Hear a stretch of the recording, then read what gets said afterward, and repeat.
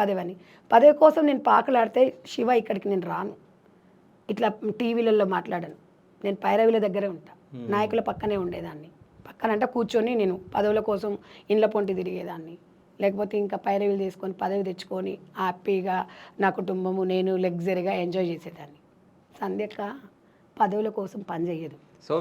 పదవి సంధ్యక్క కోసం రావాలి, సంధ్యక్క పదవుల కోసం రాదు. గుర్తుపెట్టుకో శివ, ఈరోజు చెప్తున్నా, అప్పుడు చెప్తున్నా, ఇప్పుడు చెప్తున్నా, ఎప్పుడు చెప్తున్నా, పదవి అనేది శాశ్వతం కాదు. ఒక మన నోట్ల నుంచి వచ్చే మాట, ఒక భరోసానే శాశ్వతం. అదే సిద్ధాంతంతో నా తల్లి నాకు నేర్పించిన గొప్ప మనసుతో నేర్పించిన మర్యాద అది. ఆమె మాటలు చాలా, నా మదర్ కూడా ఎంతో కష్టాల నుంచి మమ్మల్ని ముగ్గురు ఆడపిల్లలను పెంచింది. కాబట్టి కుటుంబ నేపథ్యం వల్ల ఇవన్నీ మేము నేర్చుకున్నాం. డబ్బులు ఇవన్నీ శాశ్వతం కాదు. ఎప్పుడైనా పదవి జీవితం పదవితోనే ఇంకా ఉండిపోతాం, ఇక్కడనే ఉంటామని అనుకున్న వాళ్ళకి ఎగ్జాంపుల్ కేసీఆర్ గారే.